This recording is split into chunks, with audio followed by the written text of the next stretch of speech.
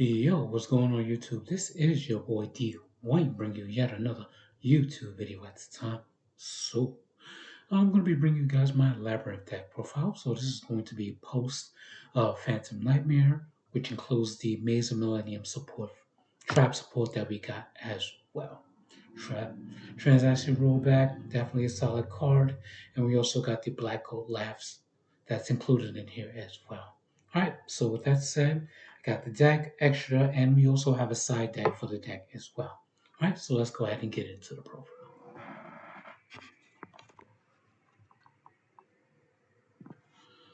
Alright, as always, start off with the monsters.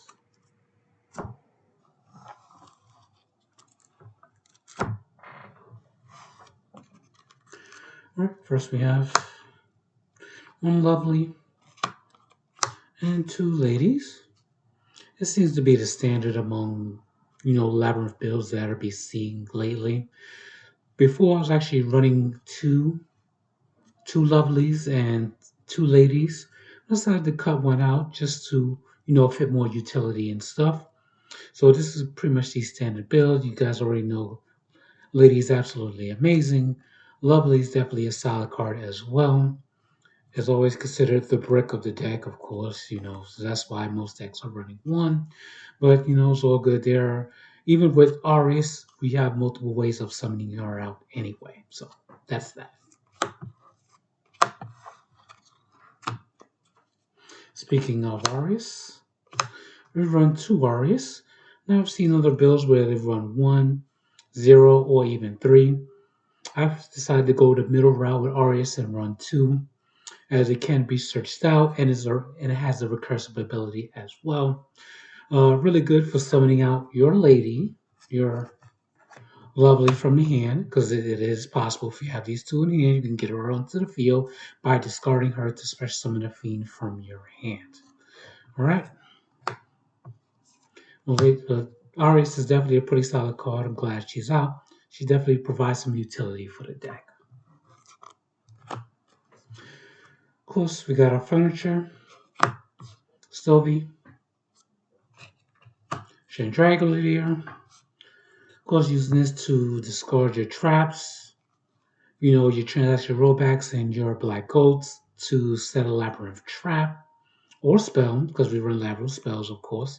So, these provide much needed utility in getting traps to the graveyard or monsters you need in the graveyard to revive them back through alternate means. So, definitely some utility, and it definitely has a purpose in here now. Before in my last build, I wasn't running any, but now, the dynamic of the deck has changed so much with the advent of the new trap cards and stuff. All right, so that's that.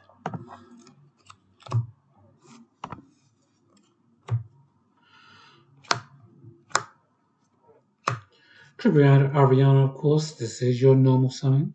I am not running a pink one. Honestly, I don't really see any need for it, because I essentially use my extra deck as more of a toolbox than to make actual extra deck play. So I see no need to run it.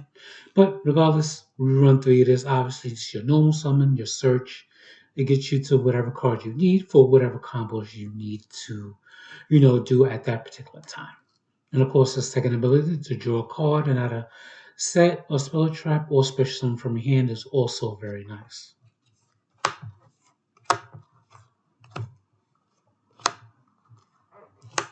Two clocks, of course, allows you to activate your traps the turn they were set. Comboing them off with the furniture, makes for some decent plays on your opponent's turn 0 to be able to activate effects and start, making moves during your opponent's turn. So, solid card. Lastly, hand trap for choice is just 3 Ash Blossom. Alright, so that is it for the monsters. We're going to go into the spells. As we have one Labrynth. I ran two before, but cut it down to one just to add more utility traps. Still a solid card. Very good in the grind game when you're activating your welcome traps and popping cards, and especially summoning your fiends from the graveyard. bit of a tech choice here. I'm running a Labyrinth setup. So if you guys don't know what this card does, it targets a card in either your banish, targets a Labyrinth spell or trap in either your banish or your graveyard, and shuffles them into the deck. And you can set non non-welcome traps up to the number shuffled back. So if you shuffle two, you get to set two non-welcome traps directly from your deck. So definitely some tech. Not a lot of decks I've seen are running this. So it's actually pretty good for the mid to late game when you have your stuff set up. If you banish your big welcome labyrinths for its effect to bounce, or your welcomes get banished for whatever reason, you could just put them back into the deck and set two new non-welcome spell or traps directly to your field. So definitely a solid card, definitely interesting tech choice. Another tech choice here. This is a Trap Tantalizing Tune. Now this is a Trap Tricks spell card that allows you to discard a normal spell or a plant or insect, but we're not going to do that for this deck, of course. But we can use this to discard a normal spell to draw two cards.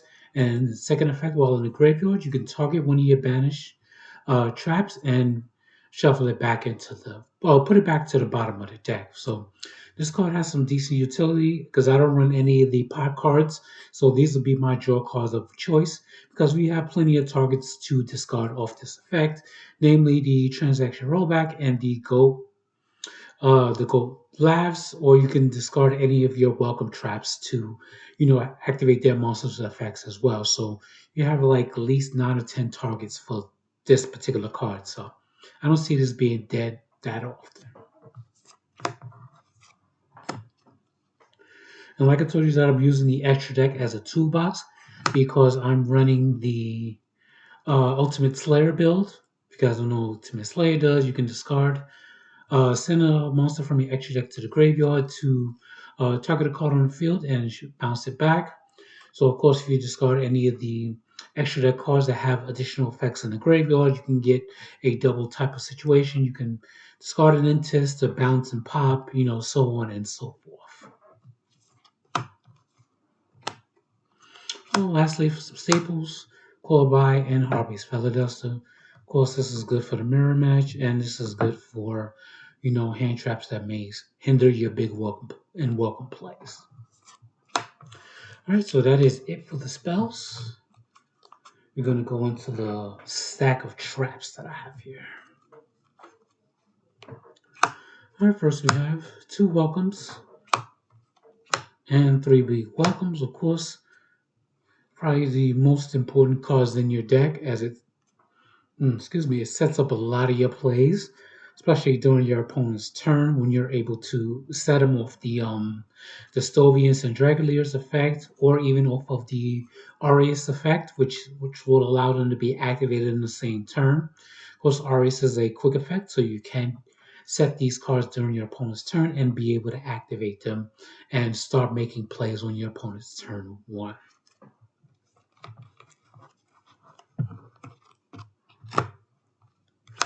Of course, we have triple transaction rollback.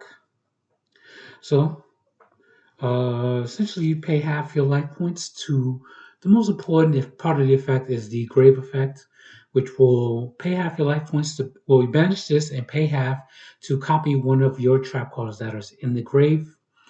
It copies the effect, not the activation. So it stops, certain cards, it kind of mitigates the activation cost of certain cards by activating the effect and not the activation cost of the cards that you're copying. So, definitely has some synergy there. Of course, with the welcome traps. So, give an example: you activate a welcome, your opponent ashes, you have this in graveyard, you banish it, and you can copy the big welcomes effect. You know, effectively dodging the ash or a bell because it copies the effect, not the activation cost, so they can't touch the card. So that's that.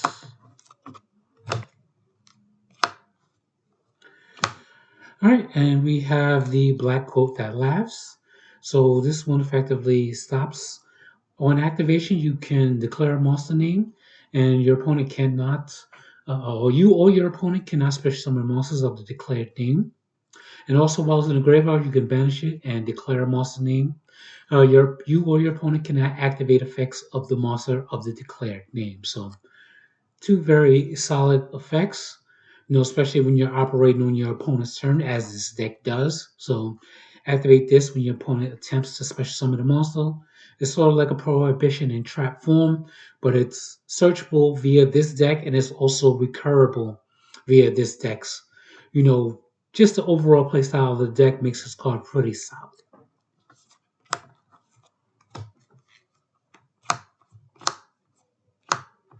Of course, triple imperm, of course, a handy staple in the deck, of course, you guys should already know.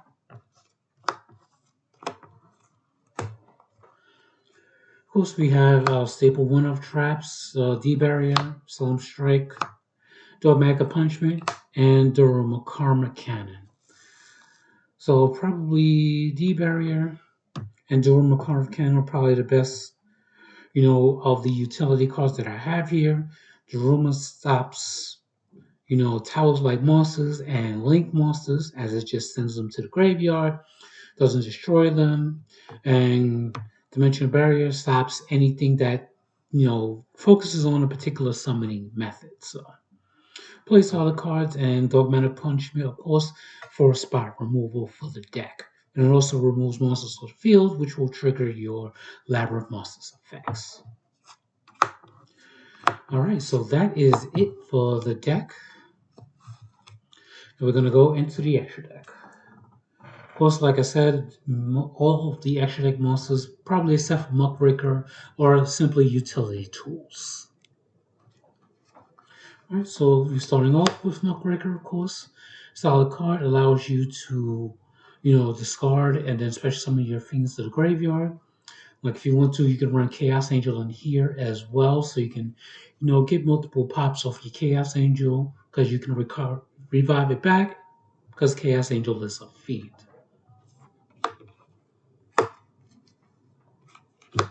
Double Wind Test, of course, discarding off of Ultimate Slayer or Dogmatic Punishment, which will net you to +2 an advantage over your opponents. Of course, you got Underworld Goddess. If you want to, get 4 monsters on the field, you want to link off your opponent's, problematic monster. You can use Underworld Goddess to link off your opponent's monster and effectively getting rid of the threat.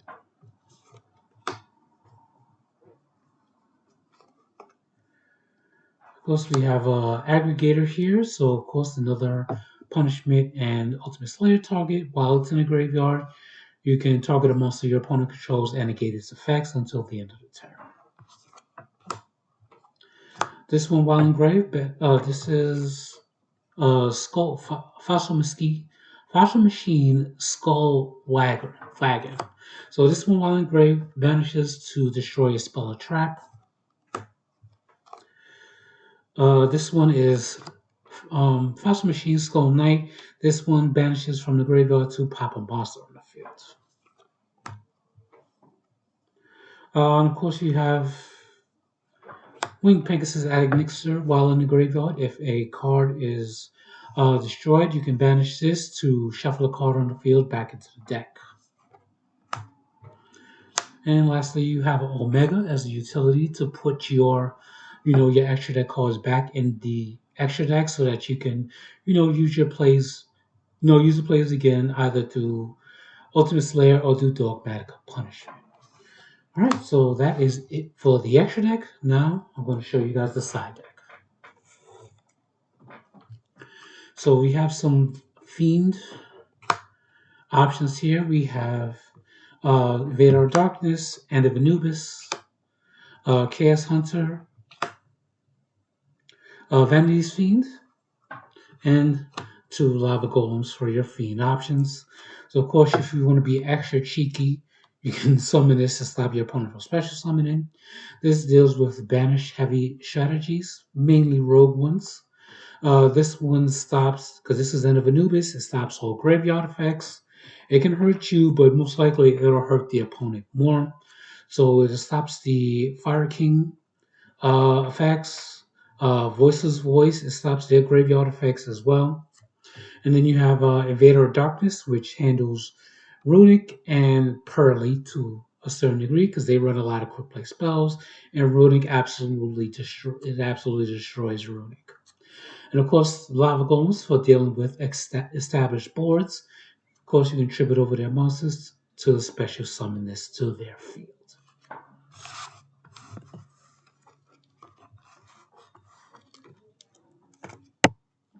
And of course, some trap options. We have Weight Bridge, which is really good when your opponent is comboing off on their turn. You can use this when you control two or more monsters than you do.